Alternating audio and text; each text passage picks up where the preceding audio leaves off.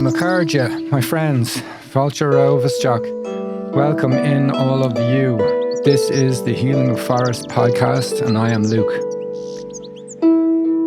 This is an invitation to join in our conversation and unearth how nature has rooted and supported our guests to blossom and grow within their own ecosystem and life cycle.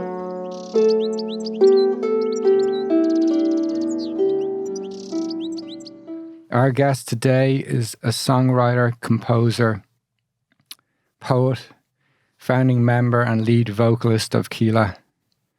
He has revolutionized the playing of the bodhrán worldwide. He's a father, a guide to 4 young adults, an apprentice human, and still in the dojo of life, looking for a new tag on his belt. It is Rónán Ó Snodaigh. Lovely introduction. Conas atá tú, how are you? To be honest, one man, buchas múla dia, agus a war. All good. Great. Just the Oscailiga flows off your tongue so easily. Yeah. And I am only revisiting, I'm relearning, I suppose I'm healing my Oscailiga. A lot of people are. Yeah. And you know, it's much easier than you think. It's just the bar was set too high. It's like people are trying to do a high jump competition. Relax, just Aberfuckle and Ishes Reach. That's all you need to do. You put in your words, it's like putting salt on your chips or pepper on your, and it's true. Like, I'm not a huge flag waver for it because I've got other things to do with me hands, but it's not as hard. It was just, like, it's, people have been making way too much. There's a lot attached, But when you just use it, like I say, Guramagat to the people at the toll or whatever, instead of thanks, Guramagat. I enjoy it. And sometimes I have to reach to that even. I feel I don't want to impose something on anyone, but I want to, and if I say it and I hear the sound, sometimes I go off delighted with myself going, boom, I just plugged her in. Do it, my Guramagat. Now she went, oh yeah, it's Grail, mate. I'm in Ireland, so yeah, you just need a few words and then it's a doddle. That's what I think. Yeah, I feel that, the imposing on others, because, I definitely have resisted Oscailiga, for a while. Most of the country has. Yeah. And learning it and being made learn it, and then you've been told you're crap all the time. Yeah. Everything you say, you're correct. Oh, it's like, God. Relax. So, and the thing is, we're all meant to be fluent. Mm-hmm. Nah, come on. With all of those obstacles, no, see, that's impossible. And that's why it's never plugged in or worked. Now, people just have to use it. Use what you have. Mm. Yeah, I like that. Kind of like the salt and the chips. I love that. I wanted to, just drop in and make the most of the time that we have, like allowing ourselves to land here, whether it be closing your eyes or going to the breath, whatever way you do that. And just casting our mind back to you arriving in the forest earlier, and my mum was playing the harp. Just coincidentally, she hadn't left, and I noticed my breath dropping and relaxing into that, just due to the reverberations of the string, the soundboard, and then the time in the forest was like the light coming through onto the moss. The calm, the interconnectedness of everything. The uncertainty of where the path was going as well. I felt the slight breeze. And all that added into a calmness and a comfort that I felt with you earlier. And I noticed as well, apart from the light, kind of wintry light, the ancient bird language that our ancestors would have understood. I feel like I've kind of tuned into a bit more of that. Coming up to this podcast, I feel like I'm more audio heightened, maybe, kind of relating to you possibly. So, Rónán, with that in mind, what is nature to you?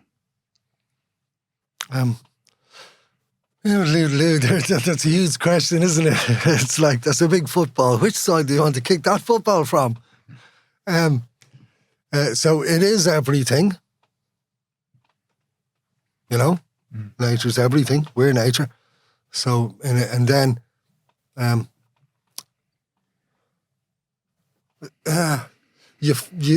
was saying something earlier in the words that you decide which relationship to have with the nature.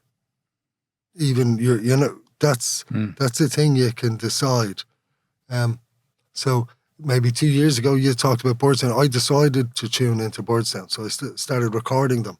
And the more I went out with my phone, and then someone gave me a little thing to stop the wind, and the more I recorded them, the more I could hear them. And then I was able to differentiate. And then as I was walking into school, I could tell the little fellas, "Wish, that's a blackbird." You hear them, he's going, or that's a, The more you do anything, the more informed you become as you go at it. But you're tuning it up. Like, we can do that, Nature is the everything. We're the ones deciding which thing we're going to tune into or which effects we're going to let in on it. I mean, we are nature. Like, we're in the washing machine of life as well, We shit, eat and piss, the whole thing. We're part and breed it. And you know what I mean? It all goes through us. But interestingly, that we can still feel we can create a separation barrier and think, oh yeah, that's out there and we're in here and I'll decide what comes in the door. But that's our nature. It's all nature. So I don't know if that answers, we could all talk about nature forever. Yeah. Because that is all we are. Yeah, I mean, and everyone will be different in their awareness of that. Yeah, and I love the way you brought the awareness to, the kind of dominating effect that we have. We've killed off all the predators and, we are at the number one, top of the food chain kind of thing. Yeah, I've got my nest. Yeah. I have a tripwire on the way in. Yeah. Even with the Irish language, but the expression of you through music, where did that, there's a lot of off-putting things along the way, so where did you get the freedom? Where did you get this freedom and confidence to express yourself through that way? Right, there's a few things there, and I'll try and, people have asked me things like that before because I've gone about things, or I've been able or enabled to go about things in a kind of a unaware way a lot of the time. In a kind of I've been free to do as I do. I didn't always feel that. I was really shy and really knotted up inside when I was around 18. Music has been a real escapism for me. It meant a lot to me. It kind of cracked the egg on what I needed to crack when I was again about 18. I was really struggling. I kind of went wobbly. And so for me, the thing that gave me you were talking at the very start, you were talking about lying down or closing your eyes or arriving into the space, and I was thinking, I was the opposite. I just wanted to be able to do the opposite, it's kind of what you describe, explode. That's what I wanted to do. I wanted to just, break out. I wanted to, and whenever, it's a funny thing to say, whenever dance music came in, and I helped that along, and I got involved with the very early starts of all of that rave scene, and I felt that this is my revolution. This is exactly what I've called for. Because it meant I could do that exploding for 2 hours without regarding to what anyone thought of, how I looked, act, moved. I was into a place where I was free of judgment. I was actually, my body could move, and I felt at the time I could even cure backaches or anything, shoulder pinches, anything once I was dancing. If I got into that movement, I was happy out. I was elected. I didn't need anything more from the world except for that volume and music and movement. So that kind of liberated me, and I've always been chasing. I know that the place I like is that place. That's the place I like, and I'm not sure if I have the need for it that I needed as much back then, but it's still important that I try and display some of that for other people if they have the need for it. But not everyone has the same needs I had. With the Gaeilge, as kids, well, I learned English. Started learning English when I was about 5. I was really determined and I have a real strong grip and a love for English because I didn't have it and I wanted it. And all those kids down the road had it and I was going to get it. So I used to go down the road and just stand there and listen to their jabber until I got it. And then even later in life, I was so afraid of the inner city thing that was right beside me. I thought, I need to learn some of their licks. I need to sound as tough as they do. So I kind of leaned into that as well. You know what I mean? Like I grew up in Sandyman, but I tried to talk like someone from Ringsend, so I'd sound sort of. And then me father and mother they're amazing people, quite amazing people. But my father, he's a brain box, but he jumped from being a historian into publishing Irish language literature. That's what he just decided to do. My mother, she's been a stone carver since I've been a toddler, you know. So both of them, maybe they set an example. And I'm talking like an elfina now because I am 53. I mean, I'm a young elfina. But, you know, I've got half a look in the rear view now that I wouldn't have bothered with before. But so maybe through their example of, it's like a goal driving at their goals. And maybe that's what helped me go, oh, well, I'm just going to drive at me goal. I haven't thought of not driving at me goal because that's what we've been brought into the earth for. So even on my biggest sulk, I'm still going to drive at me goal at some stage, you know. So yeah, maybe that combination of that.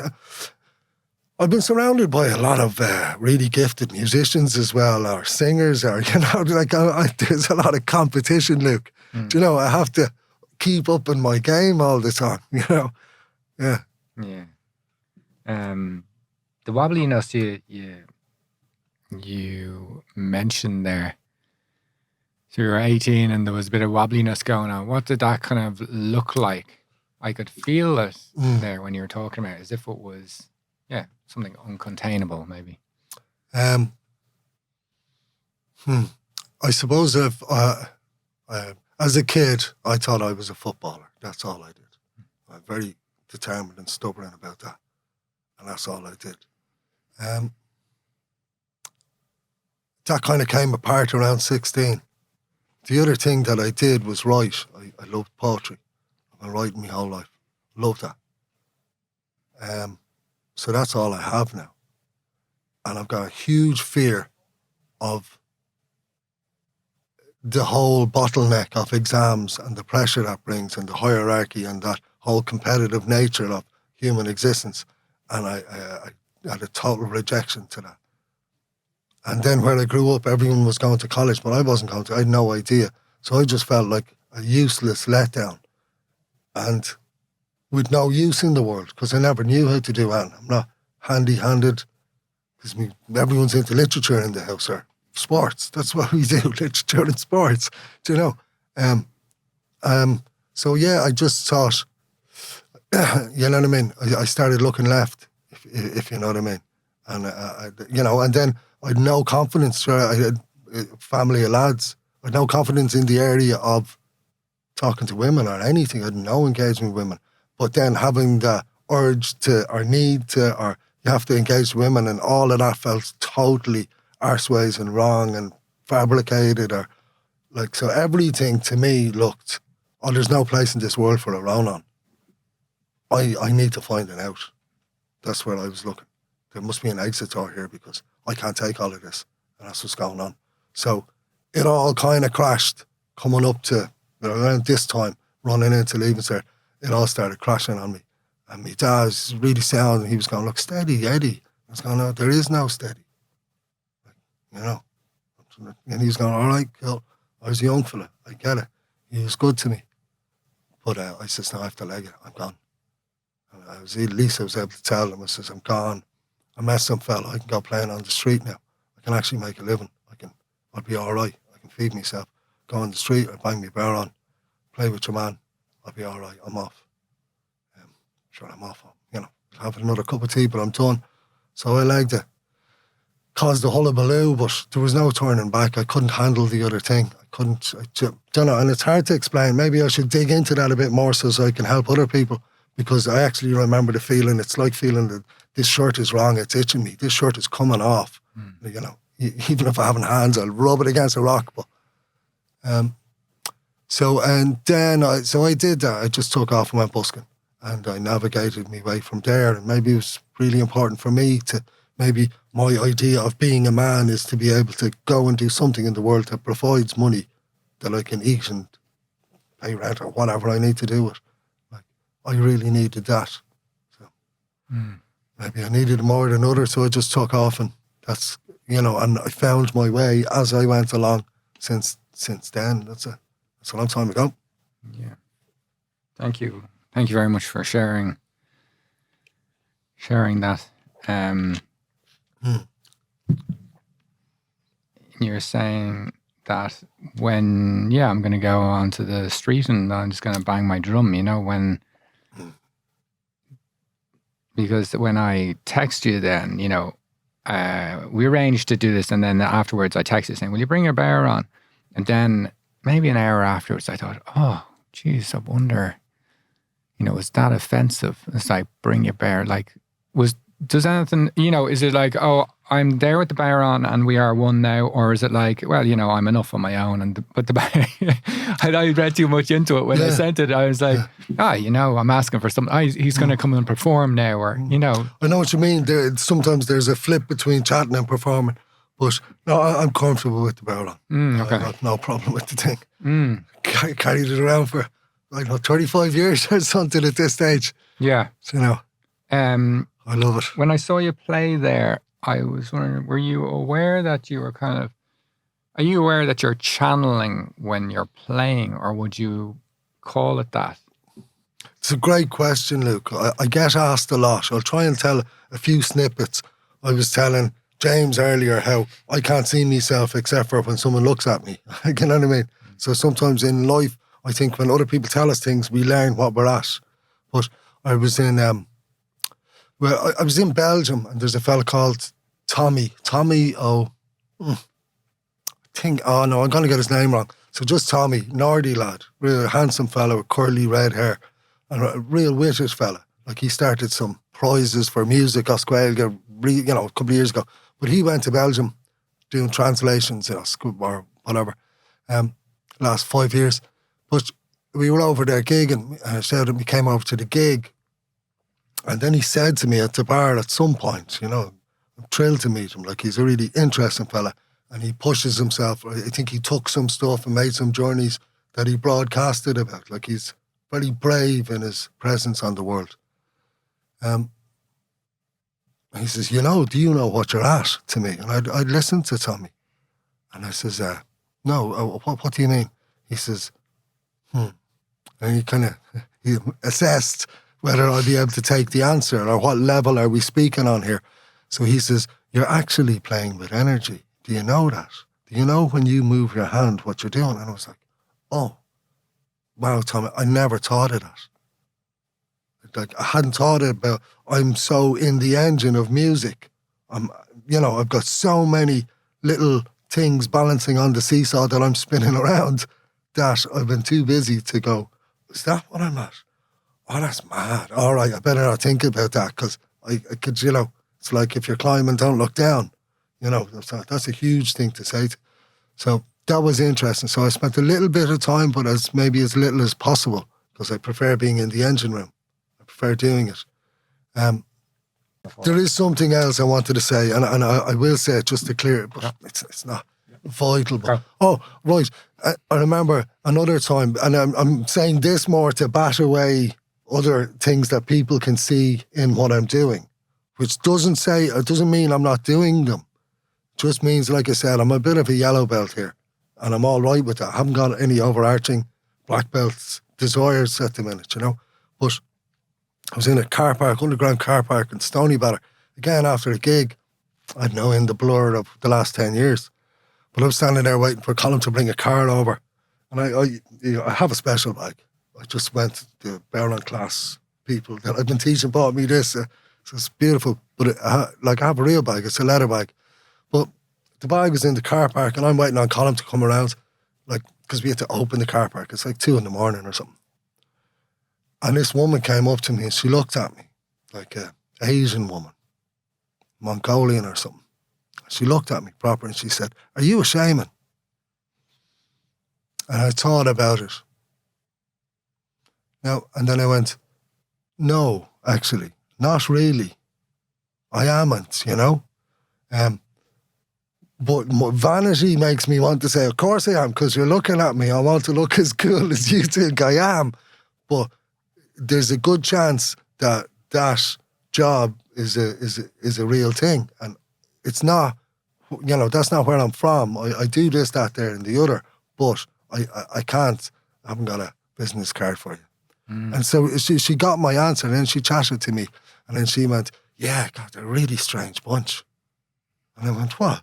Shaman? God, they were all around my gaff when I was a kid. All the time. I grew up around them. They'd come in and sometimes they'd ask me afterwards, how did I do? Like, what happened? I didn't, you know what I mean? Because they couldn't remember." And I was like, wow, that was real. Only for about 5-10 minutes till Colin brought the car up. I was having a really interesting conversation with someone who'd grown up as a real thing, a real active thing. So that made me feel like, I gave the right answer there. I look after that answer because I don't want to pretend that I'm something I'm not, which would belittle the real thing, because the real things do exist in their own roots and ways and stuff. You know, I kind of know, I know what I know, and I know I can help people with this, that, there, and the other. But so, you know, there's limits to my reach. Do you get me? I get you. Like, there's a lot I haven't learned yet. Like, even you said you were banging the drum, and I was listening to how you were talking about the drum. You were talking about journeying and making journeys happen and how the drum takes over. And as you were saying it, I was soaking it in going, I don't think I've listened to that. Or maybe I listened to that a few years ago. I haven't had that experience. Right, I need to go and practice. So I'm still in learning mode, if you know what I mean. I'm, you know. So yeah, I hear you. Yeah. That's amazing. I feel like, reflections are there, and I feel like in certain ways, I feel like after the gig, you would have been emanating a lot of different types of energy, which would portray a shamanic, like a shaman or a shamanic work means different to everyone. Yeah. But a shaman doesn't call himself a shaman.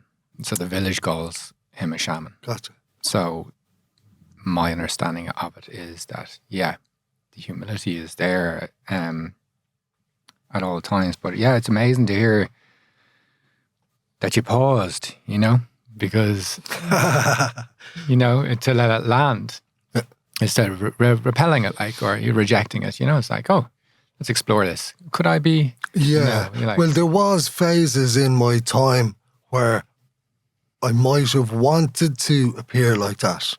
And then there was other phases in time where other people wanted to pin that on me. And I remember that there was a phase of that, and I remember that feeling like, ooh, I'm not sure about this.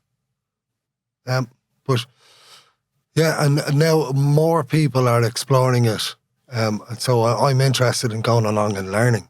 Like, I'm really interested. I'm feeling like, I've reached as far as I could in my time with my being up till now. Not that I'm done or anything, but I'm really interested in other people's reaching out into those areas. And I turned up, there's a men's retreat that Mick Ryan and Diarmuid Bling run. And I like them. I like what they're at. And I've chatted to them 2 years ago, and it's just keep linking me in. You know, I'll come good. So I went to one. There's one coming up, but I went to one a couple of months ago. And again, Diarmuid was looking at me going, look, you're the elder lemon here, you know? And I was going, yes, Diarmuid, but I only came here to learn, right? So there's a little bit of an interesting loop going on here. I didn't come here to teach or impart anything. I'm delighted to be here. And, you know, I am who I am. I impart as I go, but I'm actually here trying to learn. I'm not coming in looking for the elder seat or anything. To me, it feels like the opposite. It feels like, oh, cool. Now I'm on a real learning curve because I've got rid of most of the crap in my head. And I'm going, oh, great. Like, I should have been like this when I was 20 or something. And I'd be cool. I could learn it all, you know. But yeah, how is the men's work? That was one of the things I wanted to talk to you about. How is the men? Well, yeah, some people don't like calling it men's work, but so, yeah, I do men's work, and then I do, yeah, in April I'm missing that one because Sacred Sons are like the biggest men's organisation in the world, and they're coming to the Forest at the end of April. So I'm going to your one in May. I'm not too sure, 11th of May or something. Yeah, in May. So Cool. if you're there or not, but I hope I am. Dermot and Michael Ryan will be there. Yeah, well, they're cool dudes. yeah. You know? I was chatting to Michael. I haven't met them in person yet. Good. What What's the feeling when you're there? You know, you're learning, but like even that, as an elder, there's a responsibility there, and an elder would be someone that's older than the person that is there in front of them, let's say. Yeah. So that could be, if they were all 18 to 21, a 30-year-old would be an elder. So for me, right now, I'm still kind of grieving my dad. So like an elder is anyone older than me, and they would reflect things from my dad. Right. So they would evoke stuff within me. That's interesting. I hadn't thought of that. Yeah. That's great. So, and there's so much healing with the father role. It's like for every man, regardless. So even when the mother is manipulating you, you will subconsciously feel, where is my dad to protect me? So even if you never knew your dad or anything like that, there would still be an innate father protector role that you would blame. So there's a father wound for all men, as far as I can work out, and historically in books and the literature that I have researched as well. That so what you're symbolizing is huge, and the humility of just being there to learn. Like that's a huge lesson that people would see you embodying and modeling a behavior, which is the most powerful way. Instead of like saying, I'm just here to learn, you know, it's like it's obvious that you're here learning, and that's what I need to see right now, because I think I know everything. So seeing an older man doing that is like so potent for me. Oh, good. And it's great to hear you. I hadn't thought of, because I'm like I said, I'm learning my role. You know, sometimes in my head I think I'm 25. Like, you know, I'm on a path that's unfolding in front of me as well, and I have to get with it. But I hadn't thought of that. That'll help me going into the next group. For me, the men's thing was maybe the opposite of what some people think, or the way I felt. I've only been to the one group really with Dermot and Mick, but for me it was a bit of an ego-free zone. Nice stuff, you know. That's nice. Now, every group could be different, and so it was the opposite of what you'd expect going on. There wasn't a competition for the best story being told or the loudest voice or who can get the biggest guffaws. Do you see what I mean? And that's kind of cool. That's kind of valuable.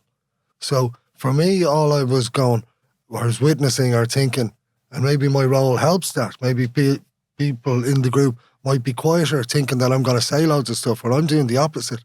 I'm trying to say zip all so that I can be there to let other people say their stuff. Like, the value is probably me listening to other people saying their stuff. That's what I feel. I was really, I don't know, like, there's a kind of a profound beauty in fellas being emotional. Maybe we shouldn't always be emotional, but we're built out of fucking hardcore. You know what I mean? Like, you'd go through a wall if you had to. No problem. And come back in and finish it. Like, that's what we're built out of. You know, like, that we're built like, I won't go into what else we can do, but, you know, we're pumped, we're built, and we can break anything in front of us. That's what we're built for. Not what we're built, but we're built like that. We're made out of that stuff. Crying about something. Man, things that are built like that, crying, the possibilities of that. You go, oh, well, look at that. That creature that's built can actually walk through walls or demolish a building with an axe if they want. Is crying about something, giving our people who are, you know, maybe I'm trying to draw the extreme just to show you that the possibilities, that's like, you know, rainbow, that's gone from there to there. That's going to broaden the scope of what you're capable of. If you're coming with that stuff, and then you can be, or, you know, looking after people, you know, hugging a fella and going, you'd be grand, fella. What a powerful thing. That's what I was witnessing there. Fellas looking after fellas. I was like, poof, that makes me cry. Think, right, yeah, let's put them in a boat. We take over some country, beat ship out of them and look after them after. But it's such a beautiful, there's an energy there that so can carry you. That can carry all them. I felt after coming out of that going, there's 30 lads here and they all looked after each other for 3 nights, 3 days. Made sure that everyone could cry, be held. I mean, a fucking slap across the head too. We are fellas. You know what I mean? Like, that's what I like about Diarmuid and Mick's thing. They're the yin and yang, you know? Anyway, that's what I felt. I thought, right, this is held really well. Between the two of them, you're getting the feeling of Diarmuid likes that primitive power of stick in hand. Yeah, dinosaur, come, bring your mates. You know what I mean? He's got that going on. It's like, wow. It's nice and terrifying. And Mick has the absolute feminine man way of being soft and looking for, or giving comfort or something, you know? Mm. Yeah, anyway. So there's a lot to learn, and I'll go and hopefully learn my role in that area more and more. Hopefully if I go, I'm just kind of tagging along to learn, you know, how useful I can be. That's it. Yeah. Yeah, those weekends are, powerful. It's like masculine alchemy of, they are life-changing. And I've done those weekends and good on my you. life has changed, It's an amazing experience. I went to see you and Miles O'Reilly in town there about a month and a half ago, and you told the origins of one of the songs. I think it was maybe the second song, and I just started crying at it. And it was like amazing to feel the story that you were telling, you know. And I felt like actually you are documenting your story for future generations. And it was like the language through the song, and then it was from, you know, a poem from someone else, and then you had made it your own, you added your music, you'd like the wisdom and the years of experience to put the song out, but the song is there forever. And the reason why the song is there forever is there also, which is exactly what I'm trying to get to these days. You know, not just take something on, but like find out like the word of mouth and the storytelling, ancestral heritage, instead of just like, I don't know, my grandfather or even his father, you know. It's like the lineage just stops there, you know. So whereas there's stories that would have been told from father to father and father to mother and all inter-sibling as well. And I was really touched by that. And that's where I was feeling the channeling from the very start. The moment you came in on stage, and I felt like you were otherworldly. And to me, that's what shamanic work is, you know. I'm delighted to hear that, Luke. So I got it right. Because that is kind of what I'm meant to be at. And there's a few, I suppose, I'm nervous that I let people down. Do you know, maybe that's why I don't want any labels or anything. Or maybe that's why I hide behind that I'm just learning thing. You know, until I'm really sure of something, I don't want to be letting people down. Because to get to that stage, let's say before the gig, like there's a couple of obstacles I have to get around as well to be that clean that I can deliver in a way that you feel like that. Yeah, like what? Well, I have to have no vanity, you know, or any of vanity's cousins. kind of, I have to be sort of unaware of it, but also be completely aware of everything. Now, my Baron's at a hand distance away.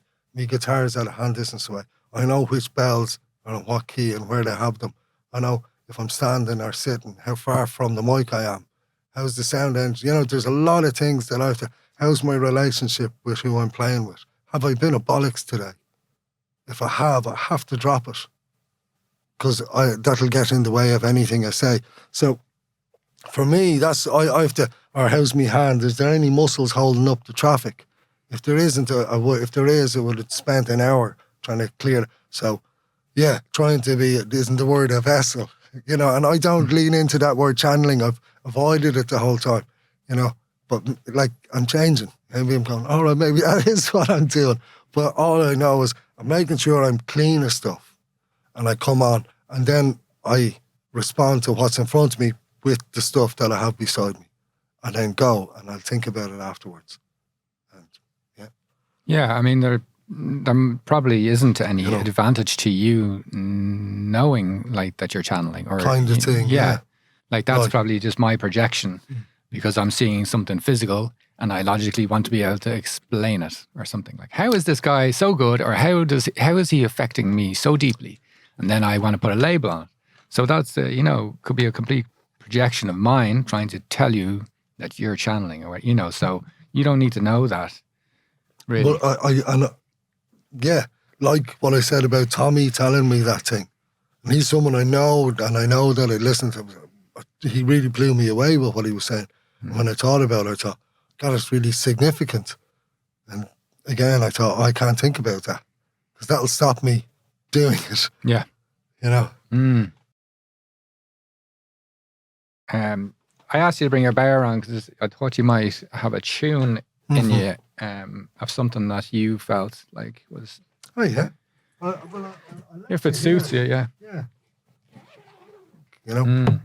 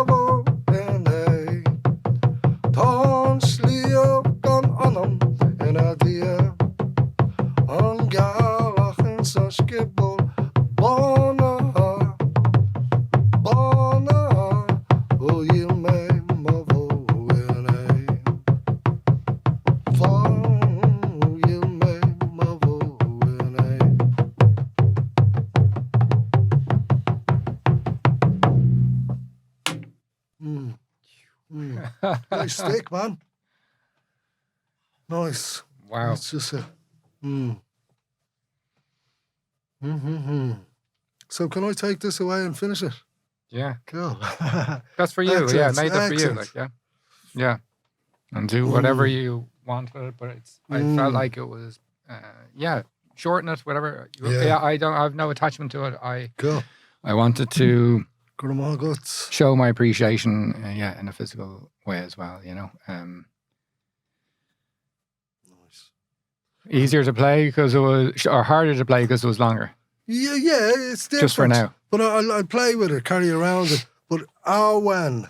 Ahwan, yeah, so it's pronounced Ahwan. So it's like a kind of a Welsh, it would have been like a Celtic, so including the Welsh. So my mum was Welsh. You remember? Yeah. And it's the word for inspiration, yeah. So it's kind of like, Interesting. it would be similar Great. to like namaste kind of thing, that you're seeing the divinity in the other person. It's like an expression of force. Squelga diachit.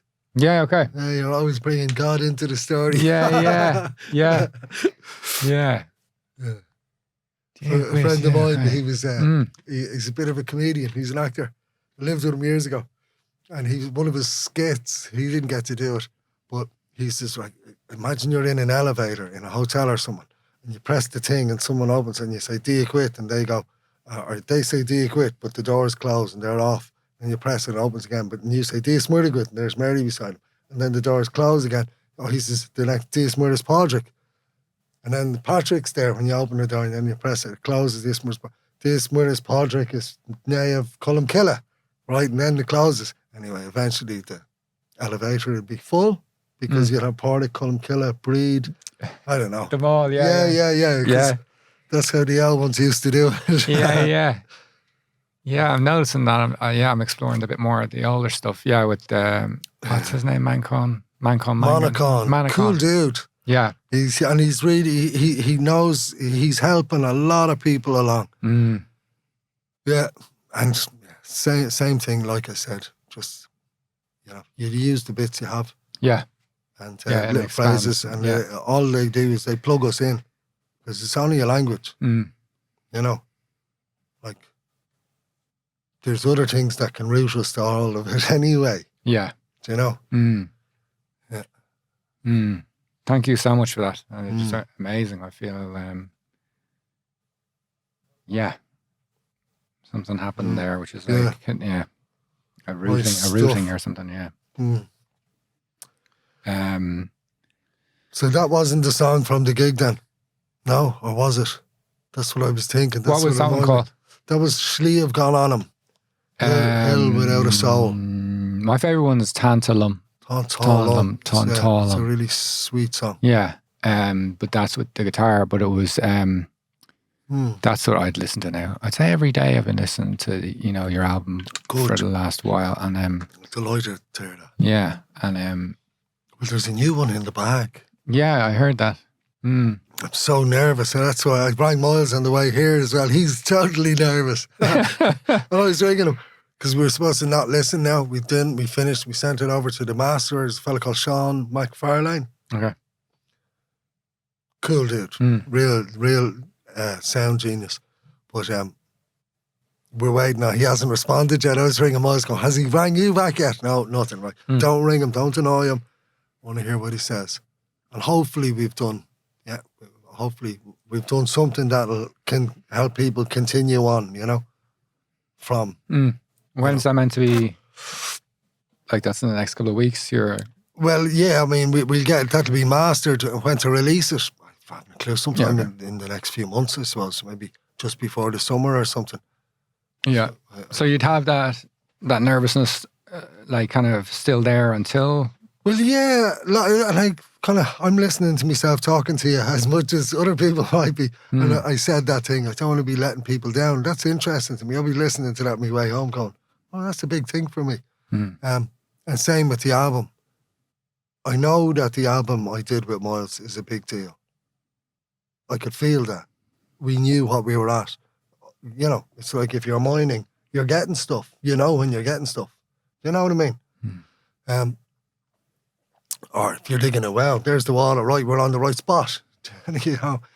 But so hopefully we're still doing something worthy of, continuing on from doing such a, I felt it was a kind of a little big thing.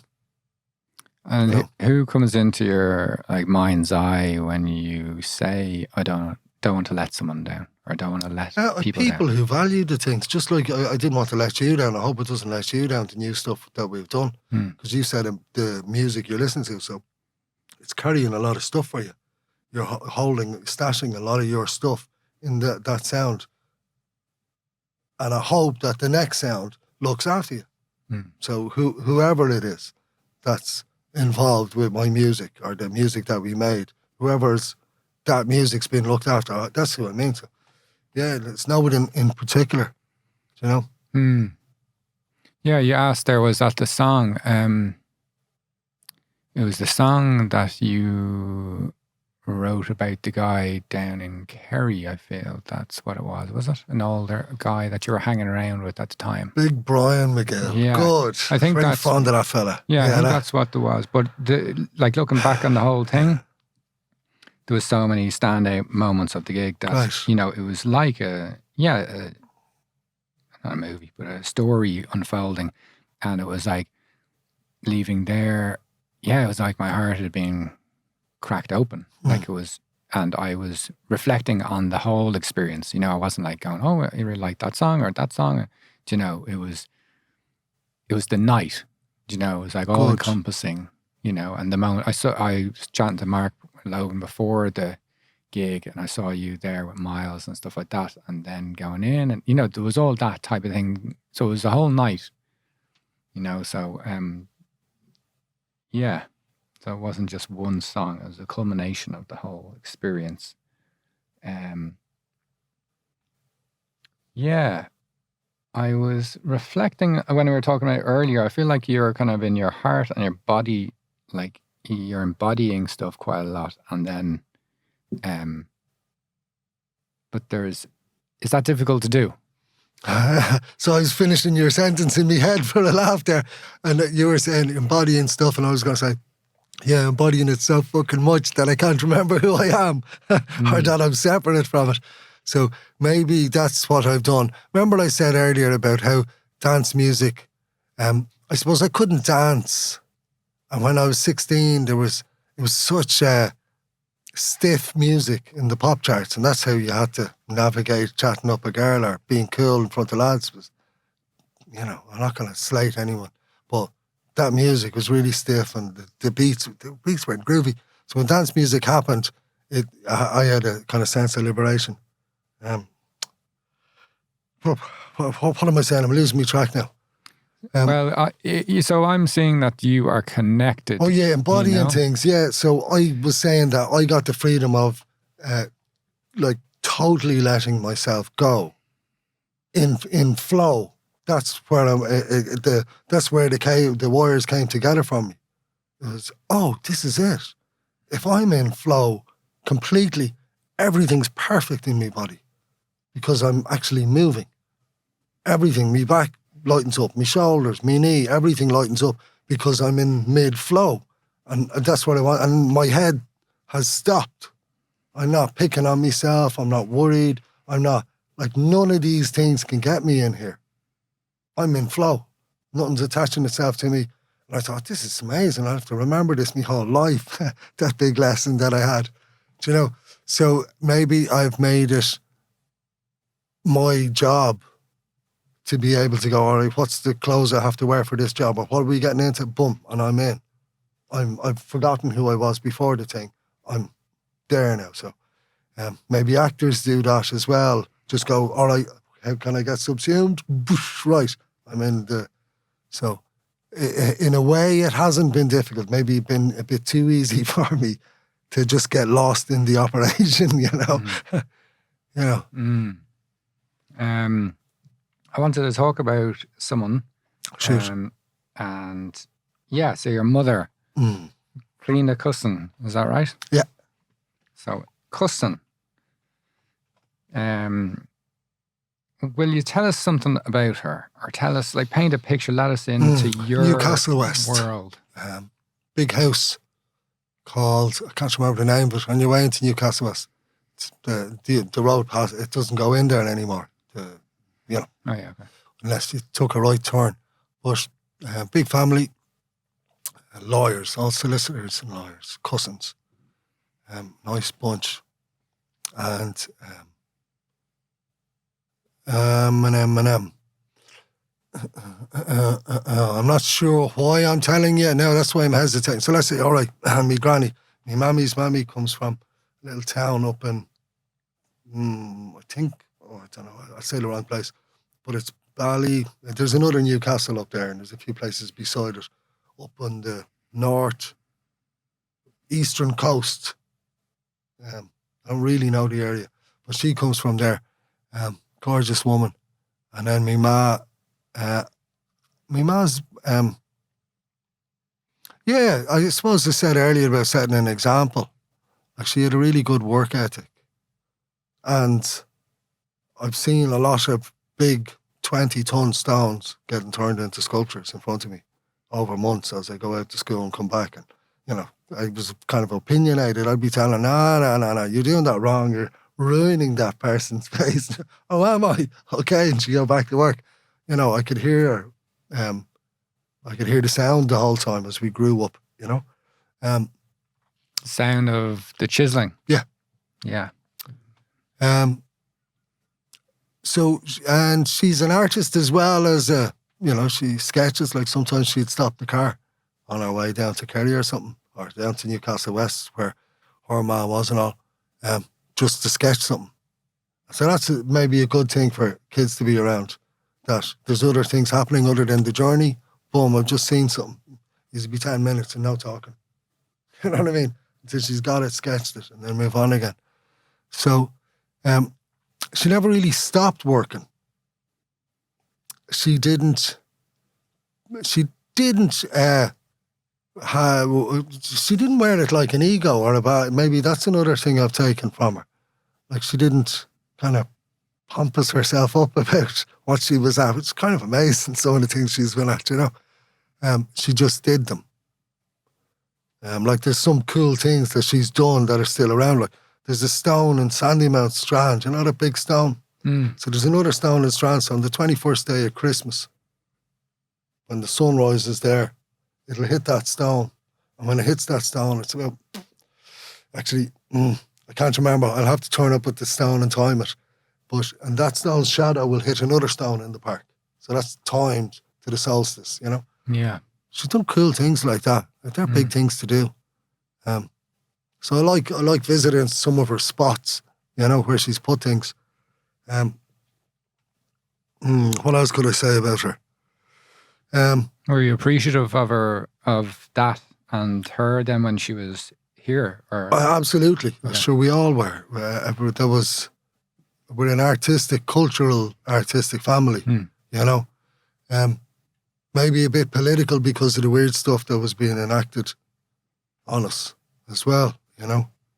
Like, that was really weird, what was going on here when I was a kid. You know, even here, as a reaction to what was going on in the North. The North was weird. It was on our telly and radios constantly. But then everyone turning against us because we were Gaelgoers. That's weird. So I grew up at a weird askance to the world. You know, maybe that's why we all talked Gaelga. And went, right, we're not doing that other thing. You know, but, you know, I don't know, is that relevant or not either? But it made me think of her. She's, I'm kind of searching for words. Is it strong and determined, or is it just consistent and goal orientated? Do you know? It's maybe more like that. Like, the courageous. You mentioned the word courage earlier on. Right, You know, there you go. Because yeah, that's a great word there. I forgot about that. Yeah, truly courageous. Like, to be in a place like Sandymount, which even back then, it was a little more run down when we were kids, but it still had an air of, ascension or whatever, you know what I mean? There's a competitive nature about rich people living around rich people, isn't there? It creates a bit of a... but she didn't play any of that or play into it or shrink in any way around it. So that's kind of courageous. Yeah, and with the Irish language as well. Yeah, because it wasn't her first language. Yeah. She just went for it, you know. Yeah, so I suppose, in a way, at this stage of my life, and these are great questions, there's a lot in my mind going, okay, what's happened? I've been learning off this person all along, unbeknownst to myself. And I know you asked me another question about who am I letting down. When I was younger, I was really afraid of letting her down because she provided so much and she was so cool. And I was thinking, I'm a messer. I'm a mess and I'm a messer. I was for a while in my teens and early 20s, and I thought, I really just didn't want to let her down. Like, in a way, and she guided me. She had a real interesting code of ethics, which they're weird things when you're a kid because you pick them up, you assimilate them without words. I remember a few times, this would go off track, but it might help other people who are listening. Like, I never touched dealing drugs. Do you know? I didn't mind all of that around me because I was a tearaway. I was trying to live the rock and roll. So I didn't mind any of that crack around me. But I couldn't, because I knew that if I get caught and me ma sees me moving that, she'll go, that's below what I've tried to, you know what I mean? I couldn't handle letting her down on that level. So I've, made sure in all the weirdnesses that I've lived through around people, I've never done that because, I couldn't live with that. If I to let her down at that level, I could be a messer and pretend I'm just doing it for a laugh, but couldn't, you know what I mean? So it's interesting what we learn, and again, we put words on what we learn. We're learning through some kind of example or something that it takes maybe after they've gone that you suddenly start learning it because they're not there to ask questions anymore. You've got all you've been given. Yeah. Do you know? Yeah, it's our interpretation of it, isn't it? Yeah. Yeah. Like with my dad, I had grief for a loss of a relationship.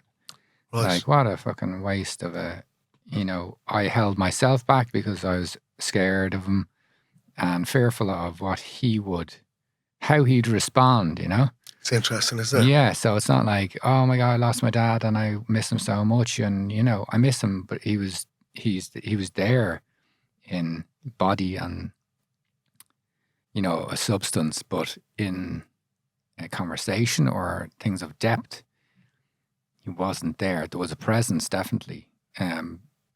But yeah, and then in the last couple of weeks of his life, then I was able to talk to him and he wasn't able to talk back. And it was such a relief. I was able to express myself to him without a contradiction or something coming back, or his response wasn't up to my standards kind of thing, or something like that. So I was like, I love you, and I knew that he couldn't respond back. And it was a relief because I wouldn't know if he said, yeah, I like you too, or maybe he didn't respond, so he didn't, and I was unattached to that. And there was so much freedom in that as well. It was powerful, Yeah. Lovely. Thank you for allowing me to share that. Yeah.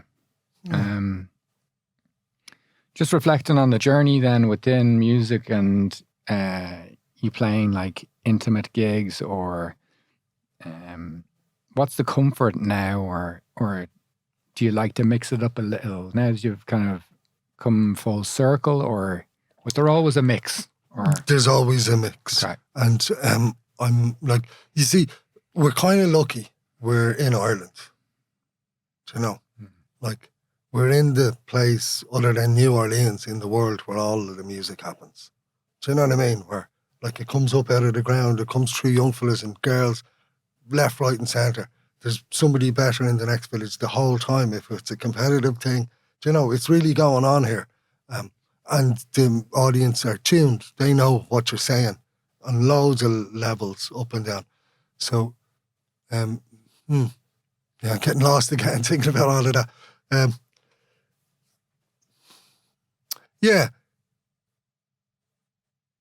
I suppose I have to stay open to, like, maybe if I had a load of hits and a guaranteed 50 grand in the bank for the next couple of, but I don't have any guarantees.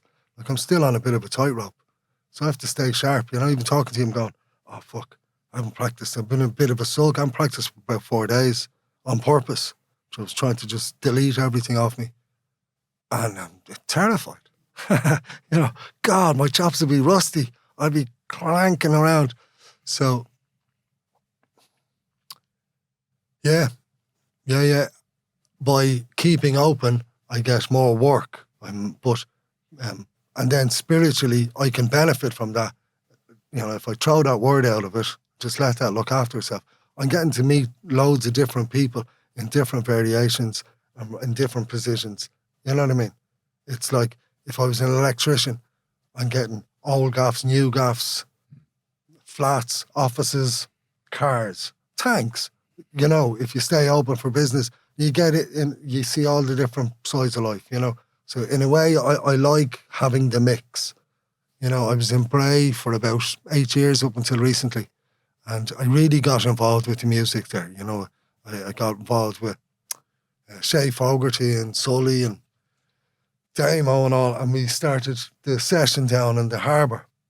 And then I started another session recently. And then I started classes. And I was doing the classes out of the Signal for about 5 years. I was meeting all sorts. And classes just started snowballing. It all became classes until I was out every night of the week. And now I'm doing zip. I'm not doing any sessions and any classes.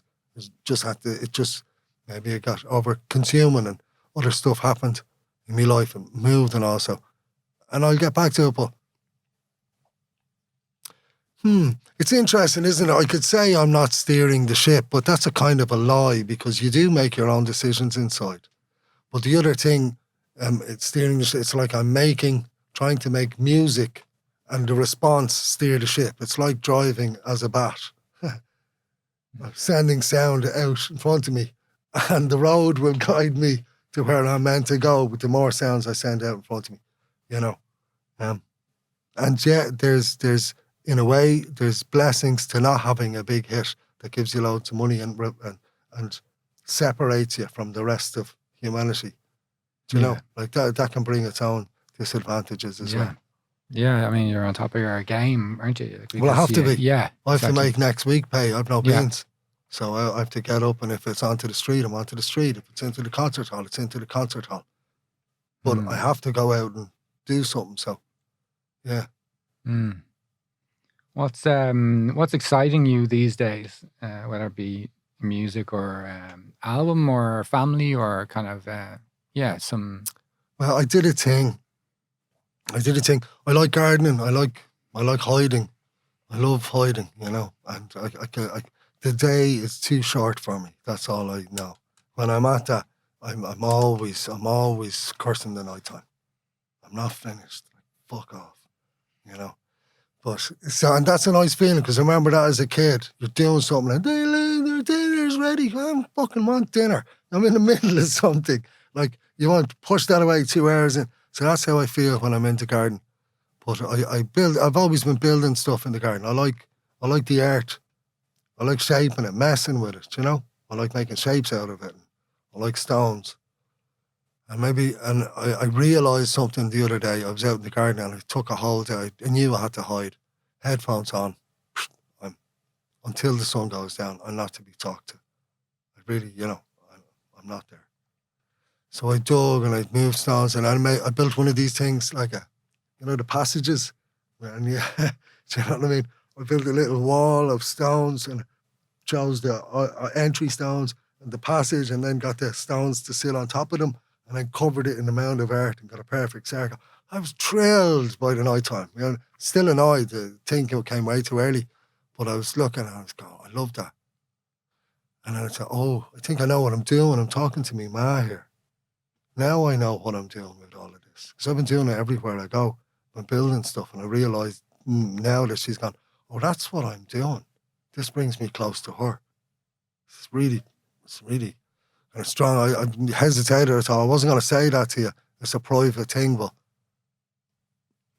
it's a beautiful thing to be at as well in the world. Like I can show people how to put a stone and make a stone reflect the stone or put a hole in a stone pointing at a sunrise. It's all really easy. It's good crack. And it takes you out of yourself. And it's nice to feel. I like to feel the weight. I like to feel the stone being stronger than me. And I like it. I think, all right. you know. I'm going to have to deal with you slightly. I'm going to have to lever you over here. I'm going to have to figure out how to put you where I said you're going. Do you know? I love it. And then you're in your body, and whatever your capabilities or uncapabilities are, you're going to figure out how to go move that from there to there and to do, you know.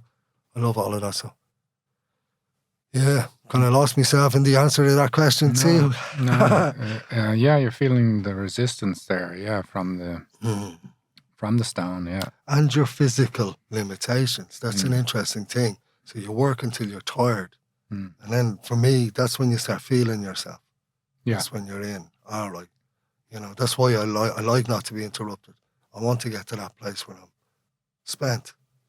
Like you were telling me about you were in construction, and I was going, oh, Jesus, great sleeps when you work in construction. Yeah, you have great sleeps, like actual solid stone sleeps. You know, there's something really, really primitive with physically spending yourself. And that's it, because that's as far as it goes. And you can just lie down on any surface and bang, and you get up. You know what I mean? Yeah. You were saying you didn't want to be disturbed during the day. Like, what happens if you were disturbed in that kind of mood? Is there things that you say that you're not so proud of? Or? Of course there is. Yeah. So that's why I'm a yellow belt. I turn around and fuck people out of it. You know, like, what the fuck are you thinking? Like, fuck off. And, you know, like I get really, and only a day later I'm going, oh my God, I'm so embarrassed. I'm so deeply embarrassed.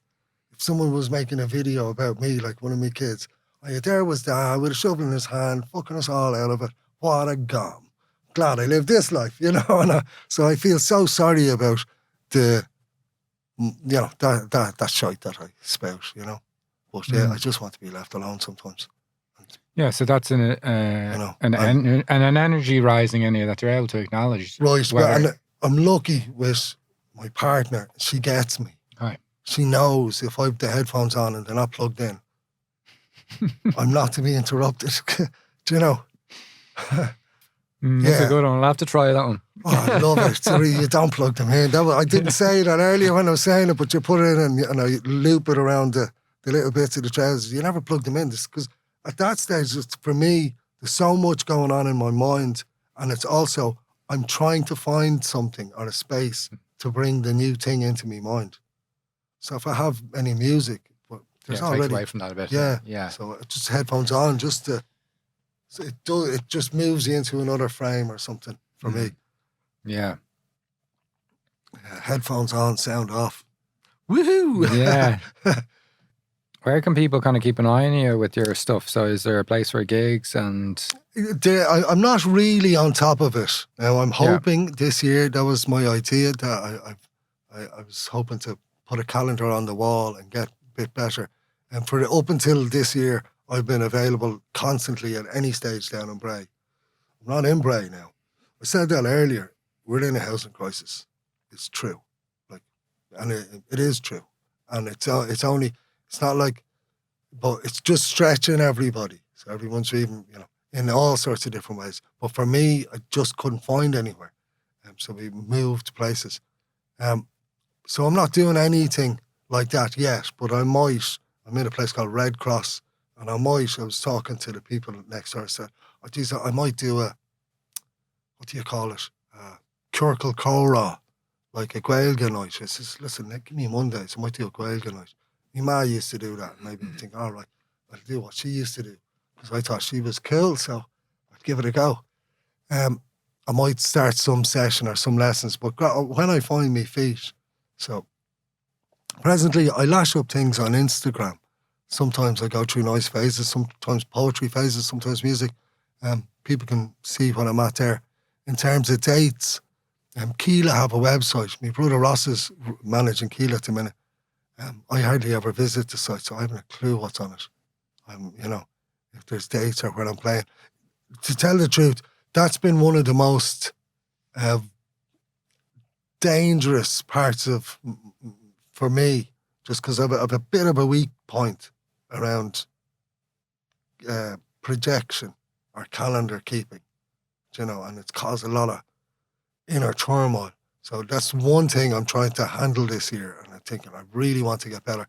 If I could get better at that, I think I could provide more to people. I could tell you, I wouldn't be afraid of it, you know. So today, I was about to do it. I have to get sellotape on the way home. I kind of undid the calendar. I suppose, you see, everyone's different. I have to just deal with whatever my visual thing is. I have to see it. If I can see it, I can do it. If I can't see it, I'm in trouble. And that's what I feel if someone says, oh, we're playing a gig next week. It puts me on alert. It's like, all right, that gig is going to trip me up in the middle of a Friday when I'm doing something and I've forgotten about it until I can see it. So I was going to put the calendar on the wall and turn the wall into the calendar with a load of sellotape so I could do each month. Right, and then I could see them, and, you know. Yeah, I'm like that as well. Right. The year planner, I need to see it. And then there's different colours as well. Yeah, that's what I'm getting at, because I think that could take a load of anxiety, about 20-40% of anxiety out of my daily stuff. If I could see it in the morning and I know, oh, that Friday, that's a blue Friday, it means gig, or whichever way I set it up. And then I think I can do more, because I'll want to do more. See, at the minute, I don't want to do any more because I think, oh, that just brings anxiety. More things that I have to do and remember. But yeah, if I get it right this year, I can do more. Like, I did this album with Miles, and even with Keela, like, there's a lot of things hotting up. There's things happening. Like Keela finishing, I was in yesterday mixing a brass album, an album that's Keela with a brass band, fairly competent brass outfit, not a band, an outfit, you know. So the 8 of them, 8 of us, Wow. big mixes. That's really juicy music. That's you know, being eyeliner music. That's big boat stuff, you know. So that's really interesting. I'm very excited to hear that coming on into people's world. And like I said, I'm very excited as well. I'm nervous to hear the thing myself and Miles have done. That next step coming into people's world. Yeah, I suppose, like, I'm doing, when I say Instagram, do you know what's handy about that is it means I can remind even myself or some people who follow me, go, I'm doing this. I don't remember in sequence, but if I could remember in sequence, I could kind of leave a trail, a better trail. Because sometimes, like I said earlier, there's different worlds that I go into. Sometimes I'm a hired musician. Sometimes I'm supposed to be hired musician. Sometimes I'm writing poetry and I'm lost in that. And, you know, like I said earlier, I get lost in the things I'm at. I'm just that. I forget. Like, I used to forget that I could even play music. I used to get the terrors before a gig. Like, a fucking gig. What am I doing in this car? How did all these people believe that I could? This is nonsense. I should have called this off years ago. Like, I used to real panic attacks. Like, oh, what was I thinking lying about any ability? And now I'm going to get walked out stage and everyone's going to look, who the fuck is this klutz? What the fuck was he thinking? Who told me he was any good? It's this terror can come on you. The way I navigate that recently, or up until a few days ago, is I practice constantly. And that's really helped me. You know, it's just helped me settle. And they even rang me down and said, Jesus, man, I should have paid attention. Only last year I said, I should have paid attention. If you put in the work, it pays off. I never knew that before. I've always been, you know, but if you put in the work, it makes you relax because I put in the work. If you plough the field, you're going to sleep at night because it's ploughed. I don't have to plough tomorrow, you know. So,